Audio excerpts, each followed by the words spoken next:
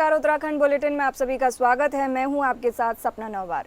शुरुआत करते हैं बुलेटिन के। उत्तराखंड में इस वर्ष सबसे अधिक आपदाएं देखने को मिली, जिससे भारी नुकसान हुआ। कहीं सड़कें और पुल टूटे तो कहीं लोगों के घर, होटल सब बह गए। हालांकि अब धीरे धीरे हालात को सामान्य करने की कोशिश की जा रही है। अधिकतर रास्ते खुल चुके हैं और जनता हर संभव मदद पहुंचाने का काम सरकार कर रही है। वहीं इस बीच एक बार फिर मुख्यमंत्री पुष्कर सिंह धामी ने प्रधानमंत्री और गृह मंत्री का धन्यवाद किया है। उन्होंने कहा कि मैं प्रधानमंत्री का धन्यवाद करता हूं कि हर एक आपदा में उन्होंने हमारा भरपूर सहयोग किया है।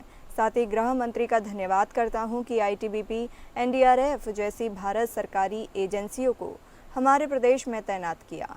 प्रधानमंत्री का विशेष रूप से धन्यवाद करता हूं क्योंकि वो ऐसे समय में आपदा पीड़ितों के बीच में आए और हौसला दिया। साथ ही तात्कालिक रूप से 1200 करोड़ की स्वीकृति भी प्रदान की। प्रदेश में नुकसान का आकलन चल रहा है। भारत सरकार की टीम आई हुई है और हम भी जो नुकसान हुआ है वो भारत सरकार के समक्ष रख रहे हैं। हमको उसमें ज़रूर मदद मिलेगी। मैं आदरणीय प्रधानमंत्री जी का बहुत धन्यवाद करता हूं कि हर एक आपदा में उन्होंने हमारे राज्य का भरपूर सहयोग किया है। चाहे वो जोशीमठ की आपदा हो, चाहे वो पिछले साल केदार घाटी की आपदा हो या अन्य आपदाएं जो समय पर, या तो चाहे हमारी माड़ा में आया हुआ एवलॉन्च हो, हर समय उन्होंने हमारा सहयोग भी किया है, हमारा प्रोत्साहन भी किया है और जो ज़रूरी मदद है वो भी दी है। मैं गृह मंत्री जी का भी धन्यवाद करता हूं कि हर समय उन्होंने हमको चाहे आईटीबीपी हो, चाहे अन्य जो एजेंसियां हैं भारत सरकार की, एनडीआरएफ हो, उन सभी को यहाँ पर तैनात किया और हमको हर संभव मदद का आश्वासन दिया है। देहरादून में पंचायती राज विभाग की अहम बैठक हुई। मंत्री सतपाल महाराज ने विभागीय कार्यों की समीक्षा की। देहरादून स्थित पंचायती राज निदेशालय में पंचायती राज मंत्री सतपाल महाराज ने विभागीय कार्यों की समीक्षा बैठक की। बैठक के दौरान मंत्री सतपाल ने बताया कि वित्तीय वर्ष 2024 से 25 के लिए राष्ट्रीय ग्राम स्वराज अभियान के अंतर्गत करीब 190 करोड़ 40 लाख रुपए की वार्षिक योजना को मंजूरी मिल चुकी है। इस धनराशि से पंचायत प्रतिनिधियों के प्रशिक्षण कार्यक्रम और विभिन्न विकासात्मक गतिविधियों को आगे बढ़ाने के निर्देश दिए गए हैं।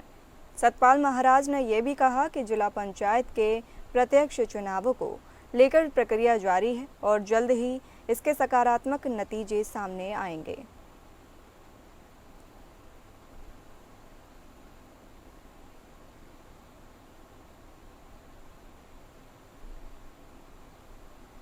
आपको बता दें, देहरादून स्थित पंचायती राज निदेशालय में पंचायती राज मंत्री सतपाल महाराज ने विभागीय कार्यों की समीक्षा बैठक की। बैठक के दौरान मंत्री सतपाल महाराज ने बताया कि वित्तीय वर्ष 2024 से 25 के लिए राष्ट्रीय ग्राम स्वराज अभियान के अंतर्गत करीब 190 करोड़ 40 लाख रुपए की वार्षिक योजना को मंजूरी मिल चुकी है।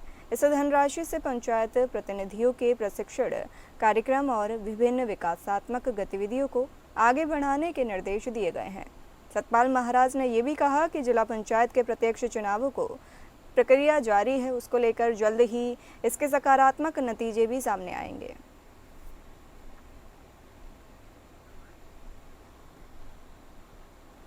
उत्तराखंड में पेपर लीक प्रकरण को लेकर जहां एक और एसआईटी जांच की प्रक्रिया तेजी से आगे बढ़ रही है, वहीं विपक्ष लगातार सरकार पर निशाना साध रहा है।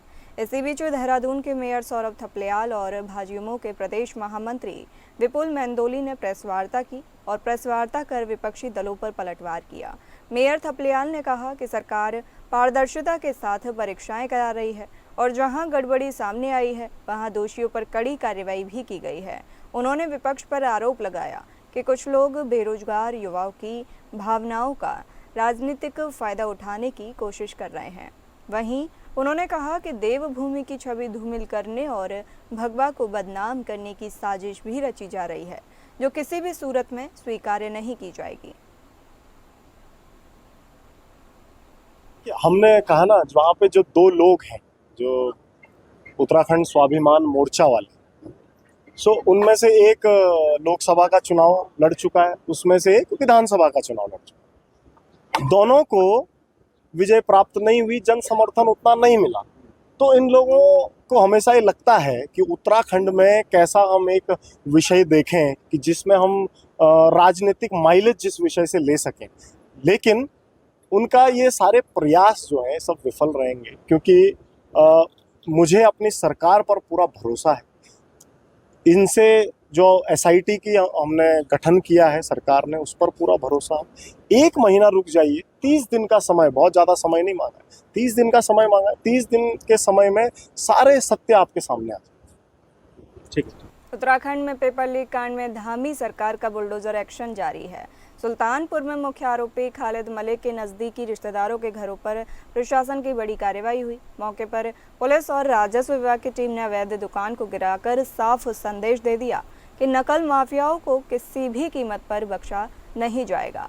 इस कार्रवाई के बाद क्षेत्र में लोगों ने राहत की सांस ली और खुले तौर पर सरकार के इस फैसले का समर्थन किया।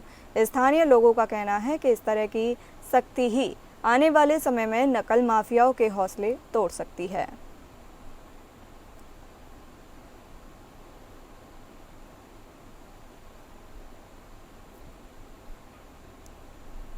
उत्तराखंड में पेपर लीक कांड में धामी सरकार का बुलडोजर एक्शन जारी है। सुल्तानपुर में मुख्य आरोपी खालिद मलिक के नजदीकी रिश्तेदारों के घरों पर प्रशासन की बड़ी कार्रवाई हुई। मौके पर पुलिस और राजस्व विभाग की टीम ने अवैध दुकान को गिराकर साफ संदेश दे दिया कि नकल माफियाओं को किसी भी कीमत पर बख्शा नहीं जाएगा। इस कार्रवाई के बाद क्षेत्र में लोगों ने राहत की सांस ली और खुले तौर पर सरकार के इस फैसले का भी समर्थन किया। स्थानीय लोगों का कहना है कि इस तरह की सख्ती ही आने वाले समय में नकल माफियाओं के हौसले तोड़ सकती है। द्वारा नकल माफिया खालिद के घर पर बुलडोजर चलाया गया है, उससे मैं ही नहीं पूरा प्रदेश खुश है। एक मैसेज गया है कि अगर हम गलत करेंगे तो हमें जेल के साथ साथ हमें आर्थिक नुकसान भी झेलना पड़ेगा।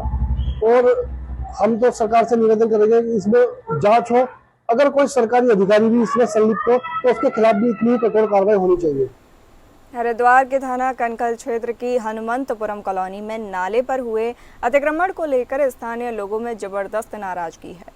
कॉलोनी वासियों का कहना है कि नाले पर अवैध निर्माण की वजह से पानी का बहाव रुक रहा है और बरसात में घरों तक पानी घुसने का खतरा भी बढ़ गया है। कई बार शिकायत करने के बावजूद कार्रवाई न होने से लोग अब प्रशासन पर सवाल खड़े कर रहे हैं।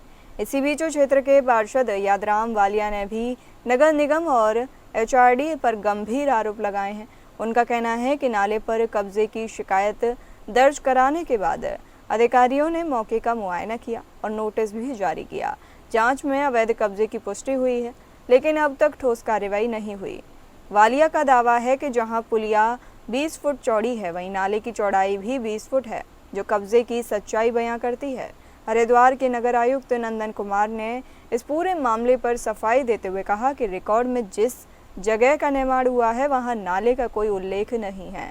हालांकि उन्होंने ये भी माना कि यदि बरसात में पानी भराव की समस्या सामने आती है तो मौजूदा नाले को चौड़ा करने पर भी विचार किया जाएगा।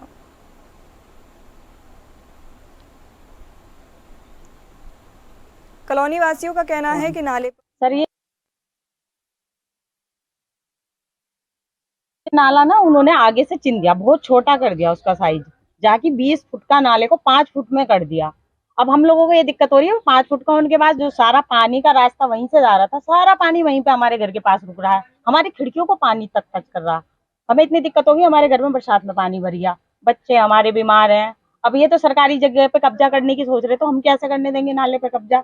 बिल्डर हैं जो बिल्डिंग बना रहे हैं, अपने घरों की ऊंची इमारतें बना रहे हैं, क्या गरीबों को खाएंगे? हमारे मैंने बताया कि सजरे के हिसाब से वहाँ पे नाला है नहीं राजस्व के रिकॉर्ड से, हमें राजस्व के रिकॉर्ड में ही देखना पड़ेगा। तो राजस्व के रिकॉर्ड में वहाँ नाला है नहीं, और जैसा आपने बताया कि 6 मीटर का नाला वहाँ पे छोड़ा गया है। अगर वहाँ पे और आवश्यकता होगी कि अगर पानी का जल जमाव अगर उसके कारण और बढ़ सकता है तो उस पर हम लोग देखेंगे, हमारी टीम लगी हुई है उसमें कि अगर कहीं और उसको एक्सटेंशन करना होगा तो। बट फिलहाल जो डॉक्यूमेंट्री जो हमने चेक किया है उसमें राजस्व के अभिलेखों के अनुसार वहाँ पे नाले की जमीन नहीं है। जनजातीय क्षेत्र जौनसार बाबर चक्राता विधानसभा के अंतर्गत कालसी ब्लॉक की ग्राम पंचायत नराया में नरेगा और मनरेगा कार्यों में धांधली और घोटाले की शिकायत पर जिला विकास अधिकारी देहरादून और ब्लॉक विकास अधिकारी कालसी अपनी टीम के साथ मौके पर पहुंचे। शिकायतकर्ता चंद तोमर ने अधिकारियों को ज्ञापन दिया और ज्ञापन सौंपते हुए आरोप लगाया था कि पंचायत स्तर पर मनरेगा कार्यों में अनियमितताएं की गई हैं। शिकायत के आधार पर अधिकारियों ने मौके पर पहुंचकर कार्यों का निरीक्षण किया और नाप जोख कर मौके की वास्तविक स्थिति का भी आकलन किया। वहीं जिला विकास अधिकारी देहरादून ने बताया कि प्रारंभिक जांच में अब तक कार्य सही पाए गए हैं। उन्होंने कहा कि अभी तक की जांच रिपोर्ट में कोई बड़ी गड़बड़ी सामने नहीं आई है। हालांकि अन्य बिंदुओं की गहनता से जांच की जा रही है और अगर आगे कोई तथ्य सामने आते हैं तो उन्हें सार्वजनिक भी किया जाएगा।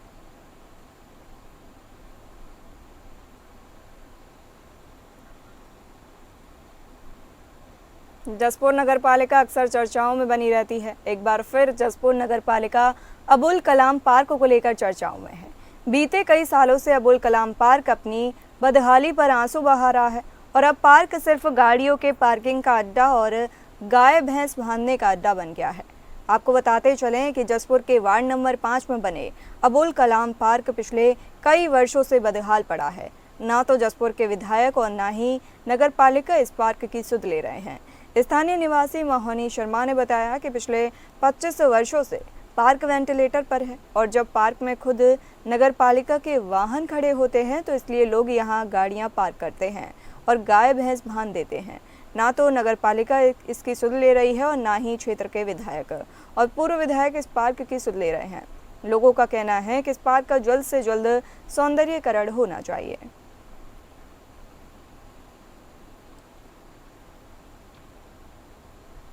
साल बीत चुके हैं, उससे पहले इसका निर्माण हुआ होगा। वो शायद मेरे सामने तो नहीं हुआ था, हुआ होगा। जो कुछ समय सही रहा, उसके बाद ये स्थिति इसकी बहुत खराब हो चुकी है। कोई संज्ञान नहीं लेता, ना नगर पालिका, ना हमारे विधायक, ना हमारे पूर्व विधायक, कोई इसमें देखभाल करने नहीं आता है कि इसकी हालत क्या है। और इसकी स्थिति, पार्क की परिस्थिति ऐसी है कि वेंटिलेटर पर पड़ा हुआ है। आप खुद इसको देख सकते हैं। अगर नगर पालिका की गाड़ी यहाँ पर खड़ी होगी तो फिर बाहर के पब्लिक तो वो करेगी, गाड़ी भी खड़ी करेगी, गाय भी बांधेंगे, बकरी भी बांधेंगे, सब कुछ होगा। एजुकेशन के बारे में कुछ भी हो जाइए, इसका सौंदर्यीकरण होना चाहिए। दिल्ली में आज से होने जा रहा है अखिल भारतीय मुस्लिम महासम्मेलन। अब अपने अंतिम चरण की तैयारियों में है। काशीपुर से आज बसें दिल्ली के लिए रवाना हो गई। इन दिनों हरी झंडी दिखाकर काशीपुर नगर निगम के महापौर ने बसों को रवाना किया। इस दौरान मुस्लिम राष्ट्रीय मंच के पदाधिकारी और कार्यकर्ता बड़ी संख्या में मौजूद रहे। बताया जा रहा है कि उत्तराखंड से करीब सैकड़ों हजारों की संख्या में लोग इस महासम्मेलन में शिरकत करेंगे। काशीपुर में आयोजित बैठक की अध्यक्षता वक्फ बोर्ड के सदस्य और मंच के क्षेत्रीय संयोजक डॉक्टर मोहम्मद हसन नूरी ने की। उन्होंने कहा कि यह महासम्मेलन ऐतिहासिक संदेश देगा कि मुसलमान देश के विकास में सबसे आगे हैं। डॉक्टर मोहम्मद हसन नूरी का कहना था कि महासम्मेलन का उद्देश्य भारत को आतंकवाद, दहशत और मॉब लीचिंग से मुक्त कराना है और हिंदुस्तान को विश्व गुरु बनाने का संकल्प है।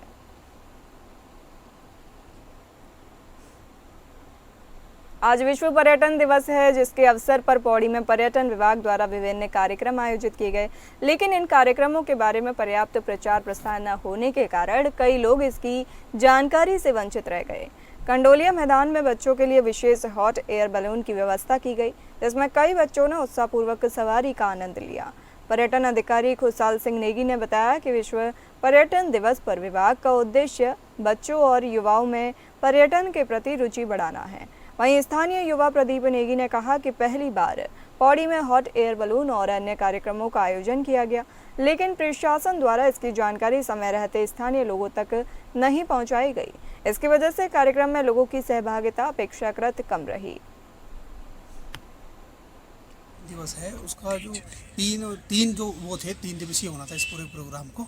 और पहले दिन प्रोग्राम में ये था कि हॉट बैलून पौड़ी में उड़ेगा। तो पहली बार ऐसा था कि ये नयार घाटी और इसके आसपास के क्षेत्रों में हॉट बैलून का उपयोग किया गया था और लोगों ने इसको बड़ा बढ़ चढ़कर इसमें हिस्सा लिया था। लेकिन इस बार ये देखने को मिला है कि हॉट बैलून का कोई प्रचार प्रसार नहीं हुआ। एक अट्रैक्टिव ये रोमांच होता है लोगों के लिए, मगर इसका प्रचार प्रसार नहीं हुआ, जिससे लोग इसका लाभ नहीं ले पाए। खबर जनपद उधम सिंह नगर के तेराई पश्चिम वन प्रभाग से है, जहां वन विभाग की अंतर्राज्यीय गश्त की गई, जिसमें उत्तर प्रदेश के वनाधिकारी और कॉर्बेट पार्क समेत तराई डिवीजन के वनाधिकारी मौजूद रहे। वहीं कॉर्बेट की ढेला रेंज से अंतर्राज्यीय गश्त शुरू होकर गुल्लर घट्टी, अमानगढ़ रेंज, फाटो रेंज, पतरम रेंज होकर जसपुर पहुंचकर खत्म हुई। गश्त में जंगल में वन गुर्जरों से और जंगल से सटे आबादी वाले इलाकों में स्थानीय लोगों से बातचीत की गई और वन्य जीवों पर अपराध पर रोकथाम के लिए लोगों को जागरूक भी किया गया। वहीं डीएफओ बिजनौर अभिनव कुमार ने बताया कि उत्तर प्रदेश लैंसडाउन कॉर्बेट और उत्तराखंड के सभी डीएफओ की मीटिंग हुई, जहां पर सभी अधिकारियों ने निर्णय लिया कि यहां पर जो भी वन्य जीव अपराध हैं उस पर अंकुश लगाया जा सके और प्रभावी कार्रवाई की जा सके। इन सभी बातों को लेकर एक प्लानिंग की गई। दोनों राज्यों के अधिकारी और स्टाफ रेगुलर गश्त करें और जो भी सूचना आएगी उस पर वापस में वार्तालाप कर कार्रवाई की जाएगी ताकि वन अपराध पर अंकुश लगाया जा सके। साथ ही वन गुजरों को हिदायत भी दी गई कि किसी भी प्रकार के वन्यजीव अपराध में वो सम्मिलित ना हो और अगर उनके पास कोई सूचना हो तो तुरंत वन विभाग को बताएं ताकि कार्रवाई हो सके।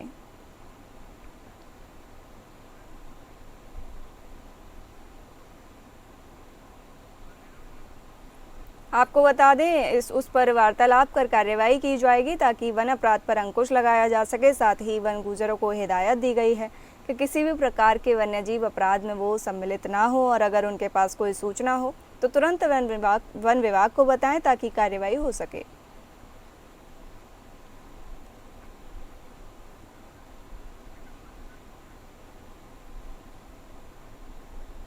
रुड़की की मंगलौर कोतवाली पुलिस ने घरेलू गैस के बड़े कैप्सूल से अवैध तरीके से गैस रिफिलिंग होने की सूचना पर लिबरहेड़ी गांव के पास छापा मारा है, जहां से पुलिस ने घरेलू गैस का एक बड़ा कैप्सूल, एक पिकअप वाहन और 23 गैस सिलेंडर बरामद किए। यहां पर लोगों की जान को खतरे में डालकर अवैध तरीके से घरेलू गैस के बड़े कैप्सूल से गैस सिलेंडर में रिफिलिंग की जा रही थी। बता दें कि पुलिस को सूचना मिली कि लिबरहेड़ी गांव के पास घरेलू गैस के एक बड़े कैप्सूल से अवैध तरीके से गैस सिलेंडर में रिफिलिंग की जा रही है। इस अवैध रिफिलिंग के कारण यहां पर कभी भी बड़ा हादसा हो सकता है और कई लोगों की जान भी जा सकती है। कहीं बड़े टैंकर से गैस की अवैध रिफिलिंग हो रही है, तो हमारी नाइट ऑफिसर ने मॉर्निंग आवर में वहाँ रिस्पॉन्स किया और वास्तव में घटनाक्रम हुआ था। तो जिला पूर्ति अधिकारी या उनके डिपार्टमेंट से बुला करके लोगों को उसमें आगे लीगल कार्रवाई की गई। 23-24 सिलेंडर फर्जी पकड़े गए तो उसमें आगे मुकदमा दर्ज किया जाएगा। सर कितना गंभीर मानते हैं इस तरह से? गंभीर गलत है। अगर कोई इस टाइप से, क्योंकि ये आम जन की जेब में चोट पड़ रही है और गलत है, इसके खिलाफ इसमें सख्त कार्रवाई होनी चाहिए और हम इसमें करेंगे। देहरादून में 2 पक्षों के झगड़े में एक युवक की हत्या कर दी गई। बताया जा रहा है कि दोनों युवकों के बीच किसी बात को लेकर विवाद चल रहा था। युवक के घर पहुंचकर आरोपियों ने बाहर बुलाकर युवक पर चाकू से हमला कर दिया, जिसमें युवक बुरी तरह घायल हो गया। परिजन घायल युवक को अस्पताल लेकर गए, जहां पर डॉक्टरों ने उसे मृत घोषित कर दिया। इस घटना के बाद स्थानीय लोगों ने हत्यारों को गिरफ्तार करने और उन पर सख्त कार्रवाई करने की मांग को लेकर जमकर नारेबाजी की और धरना प्रदर्शन किया।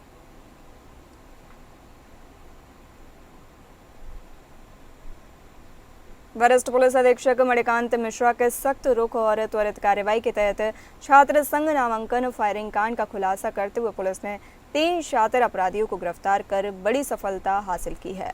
24 सितंबर को रुद्रपुर डिग्री कॉलेज गेट पर छात्र संघ अध्यक्ष पद के नामांकन के दौरान 2 गुटों में भिड़ंत के बाद फायरिंग और गाली गलौज हुई थी। आरोपी मौके से फरार हो गए थे, जिस पर थाना रुद्रपुर में मुकदमा दर्ज हुआ। पुलिस ने सीसीटीवी फुटेज, गवाहों और मुखबिरों की सूचना के आधार पर कार्रवाई करते हुए ब्लॉक रोड और किच्छा रोड से 3 आरोपियों को दबोचा। गिरफ्तार अपराधियों में रघुवीर सिंह, दानिश और गुरप्रीत सिंह शामिल हैं। रुद्रपुर डिग्री कॉलेज गेट पर छात्रसंघ चुनाव में नामांकन के दौरान 2 पक्षों के बीच विवाद हुआ, जिसमें मारपीट और फायरिंग की घटना सामने आई। घटना की गंभीरता को देखते हुए कोतवाली रुद्रपुर में संबंधित धाराओं में अपराध पंजीकृत किया गया। साथ ही पुलिस टीम द्वारा अभियुक्तों की गिरफ्तारी हेतु त्वरित कार्रवाई की गई, जिसके फलस्वरूप फायरिंग की घटना में शामिल 3 शातिर अभियुक्त दानिश, रघुवीर और गुरप्रीत सिंह को गिरफ्तार किया गया। दानिश के पास से एक अवैध तमंचा भी बरामद हुआ है। घटना में शामिल अन्य अभियुक्तों की तलाश जारी है और बहुत जल्द ही इन्हें गिरफ्तार किया जाएगा। आज इन तीनों अभियुक्तों को न्यायालय के समक्ष प्रस्तुत किया जा रहा है। मैं स्पष्ट करना चाहता हूं कि अपराधियों और अराजक तत्वों को बिल्कुल भी बख्शा नहीं जाएगा। फिलहाल इस बुलेटिन में इतना ही। नमस्कार।